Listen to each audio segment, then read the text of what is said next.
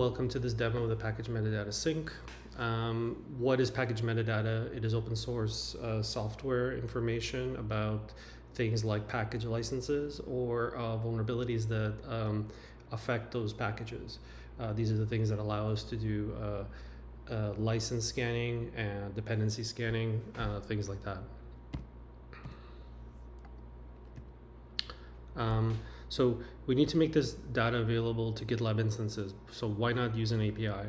The main reason is that some instances are limited by their network access. Either they're behind a firewall or completely air-gapped. And so the users who run them sometimes cannot or won't open firewall ports to let the data through. There's some other reasons, but this is the main one that this sort of approach is meant to solve. So what's the solution? The solution is, rather than sort of have the API as the data interface with GitLab instances, instead we have the data itself, which we put into a public location, GCP bucket, and make it available to all GitLab instances. This allows the instances to figure out how they can sync data on their own, rather than always fetching it over the network. We also have an optimized data protocol to make sure that we have the smallest change deltas, and the format allows us to sort of do bulk upserts very efficiently. So what are the components in the system?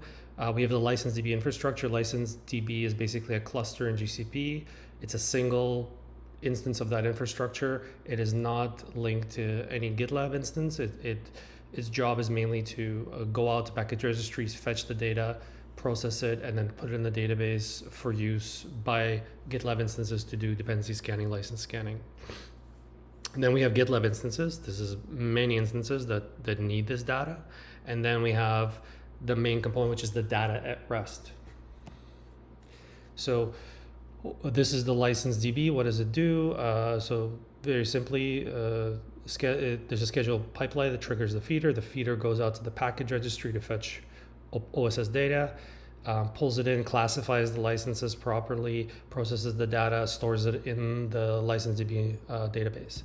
Then we have the exporter, whose job it is to dump that data out or export this data to the public location, to the GCP bucket, and it has to be formed in such a way that GitLab instances can easily import it and absorb it.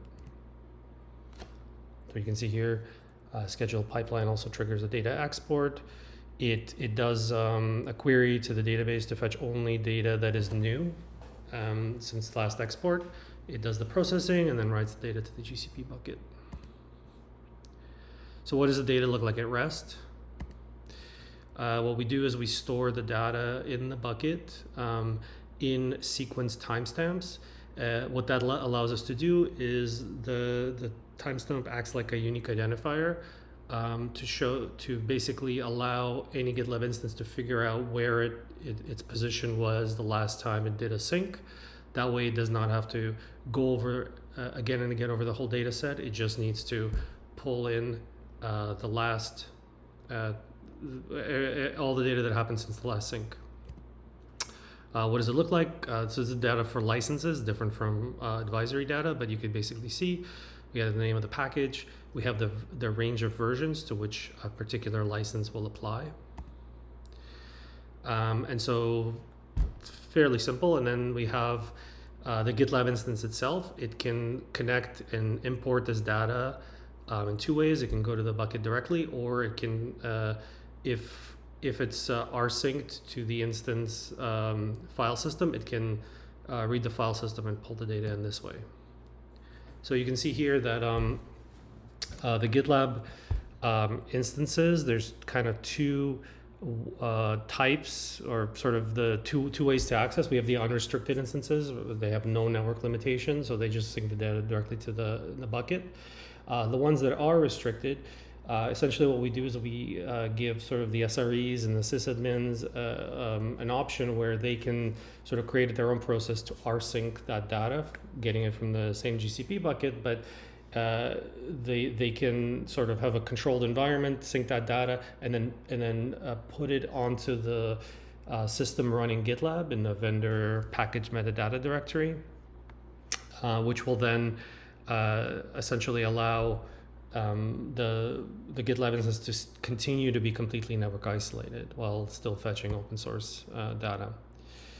So this is now, again, we're talking about the GitLab instance. So here's how the synchronization is triggered. We have the cron job, triggers the license sync worker. There's also an advisory sync worker that does the same thing. It executes the sync service. The sync service fetches the configuration from application setting, which is so the configuration for the whole instance, which basically allow a user can select which package registries they want to sync or check against, and also it also returns the type of connection, whether it's offline or GCP, that the sync service should use. And then after sync service has this configuration, it'll execute sync for each Perl type. So this is basically how it's executed internally. What it does is, so 5 is here, this is an incorrect, this is an artifact. We get the last sync sequence using an abstraction called the checkpoint. So as you remember from when we looked at how the data is structured, the checkpoint stores the last sequence that's been synced. So once we get this data, once we get this sequence back, we ask the connector, we instantiate a connector, either disk for disk or what we call offline, or a GCP connector to fetch all data after the sequence that's denoted by this checkpoint.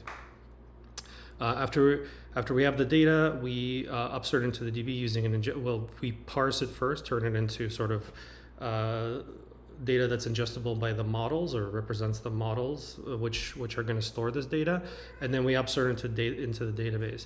We do this in chunks because if we ingest, let's say, chunks of 1,000, and what that allows us to do is after each chunk is ingested, we checkpoint the progress so that we are always making progress, even if there's a failure, if there's a network connection problem, anything like that, we first checkpoint, then we go back and get more data from the connector. And this is kind of what it looks like. I'll just go through the code. You can see these are the kind of main parameters. This is a simplified version of the code, but it's enough to kind of get an idea. We get the sync configuration. Storage type is GCP. The data type is licenses for cargo. So the next thing is we fetch the checkpoint for cargo and licenses, and then we get a connector. So connector of type GCP, and then we basically ask the connector for all data after this checkpoint sequence. The connector then yields chunks of data. They're ND-JSON chunks. That's why I denoted it there. The sync service then parses this data into, again, a data structure friendly to the model, and then calls ingest.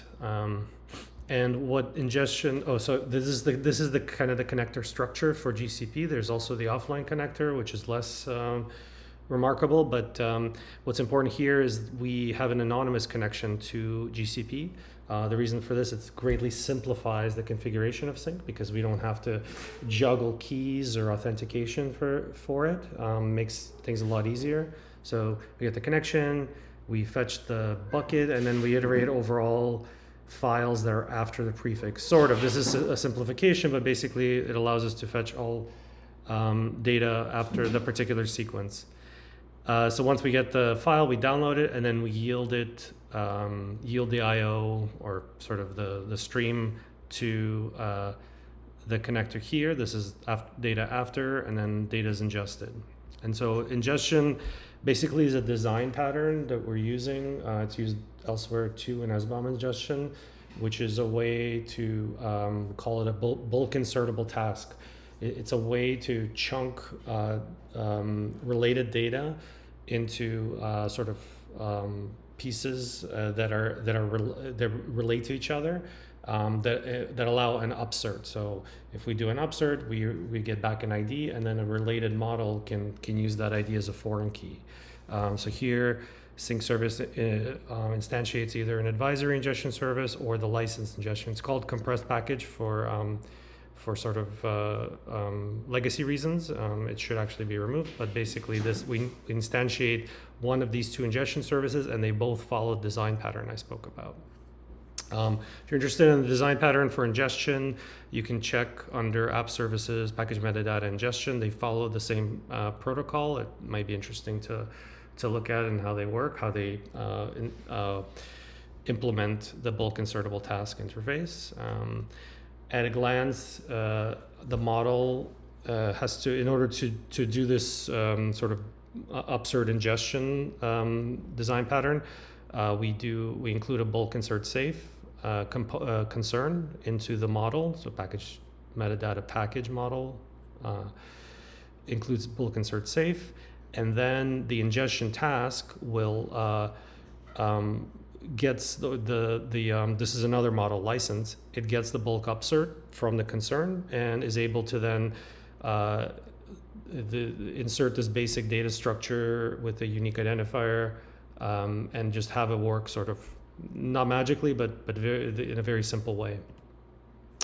So that's basically kind of the overall view. I went through the components in the system, what the data looks like, how it enters into the bucket, what the GitLab instances do, and sort of the overall overarching architecture for the synchronization.